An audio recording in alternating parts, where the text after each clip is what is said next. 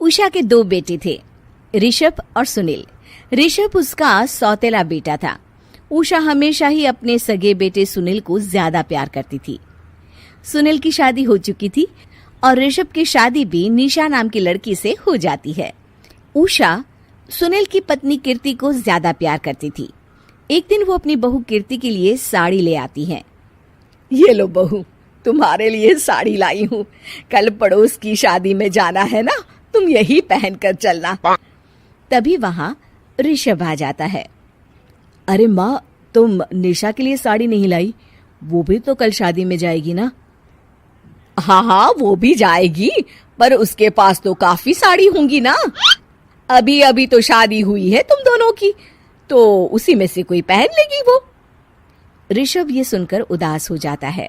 तब निशा कहती है, आप उदास क्यों होते हो जी? सही तो कह रही हैं मम्मी जी।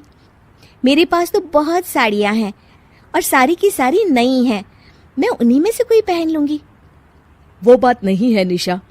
माँ मेरे साथ तो सौतेला व्यवहार करती ही थी, पर मुझे लगता था कि मेरी पत्नी के साथ वो ऐसा कभी नहीं करेंगी, पर आज उन्होंने तुम्हारे साथ भी वैसा ही व्यवहार किया।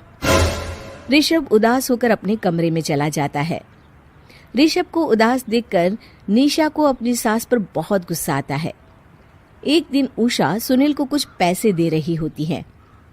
ले बेटा सुनील, ये कुछ पैसे रख ले और बहू को कहीं घुमा लिया। जी मम्मी जी।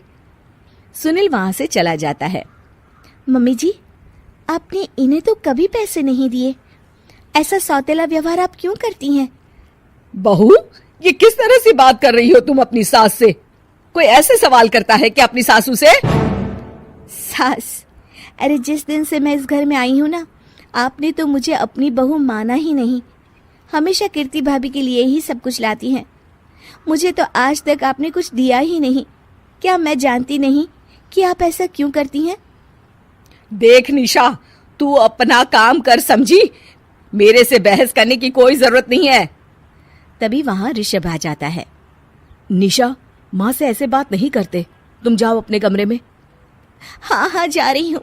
मुझे भी इनसे बात करने का कोई शौक नहीं है। निशा अपने कमरे में चली जाती है और ऋषभ भी वहां आ जाता है। निशा, तुमने माँ से क्यों झगड़ा किया? क्योंकि आप तो कुछ कहते ही नहीं, बस चुपचाप सहते रहते हैं। किसी को तो आवाज उठानी होगी ना। कोई बात नहीं निशा, तुम गुस्सा मत करो, शांत हो जाओ। निशा रसोई में खाना बना रही होती है।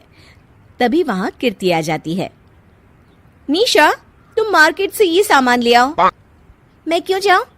आप भी तो जा सकती हो ना। दिख नहीं रहा कि मैं खाना बना रही हूँ? हाँ तो क्या हुआ, खाना बनाने के बाद चली जाना। हाँ, खाना भी मैं ही पकाऊं, बाजार जाकर सामान भी मैं ही ले आऊं। खुद तो कुछ करोगी नहीं, है ना? ओहो, जुबान तो देखो कैसे चल रही है।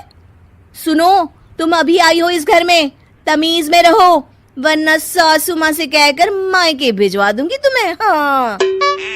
ओह, हाथ लगाकर दिखाओ मुझे, देख लूंगी। बहुत मनमानी हो गई तुम दोनों की, समझी? निशा लिस्ट कीर्ति के ऊपर फेंक देती है। कीर्ति निशा को मारने आती है तो निशा उसका हाथ मोड़ देती है। मर गई रे, छोड़ मेरा हाथ। आज के बाद मुझसे कोई बदतमीजी की तो अच्छा नहीं होगा। कीर्ति रोते हुए अपने कमरे में चली जाती है। उस निशा चुड़ैल ने मेरा हाथ मोड़ दिया। मुझे नहीं रहना इस घर में। अरे कैसी बेकार की बातें कर रही हो? अरे निकालना ही है तो ऋषभ और निशा को निकालेंगे। नहीं, मुझे अलग घर चाहिए। कान खोलकर सुन लीजिए, हम दोनों इस घर से जल्द जाएंगे। आप नए घर का इंतजाम कीजिए बस। मैं इन दोनों के साथ ज्यादा नहीं रह सकती। हाँ, वैसे मैं भी कुछ दिनों से सोच रहा था। अच्छा हुआ तुमने कह दिया, मैं माँ को भी बता देता हूँ। माँ, वो क्या करेंगी तुम्हारे साथ जाकर? मैं चाहती हूँ कि तुम और मैं, बस हम दोनों ही कहीं शिफ्ट हो जाएं, इस सब झमेले से दूर। अरे पर माँ को यहाँ छोड़कर इस तरह से जाना ठीक नहीं रहेगा कीर्ति। वैसे वो तुम्हें कितना प्यार भी तो करती हैं। ना